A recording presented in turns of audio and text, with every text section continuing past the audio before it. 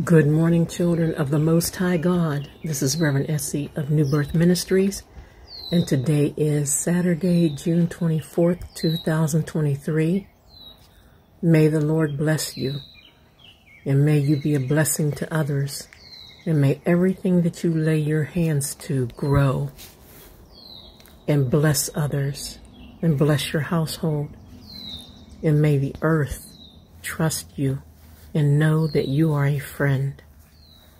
May your family, your loved ones, love you, respect you, trust you, and come to you when they are in need of spiritual blessings.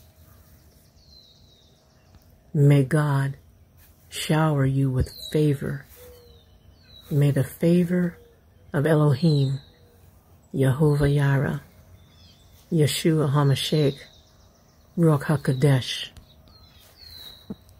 drop down into your lap. May everything around you bless your household and your family. May God circle you with His holy fire.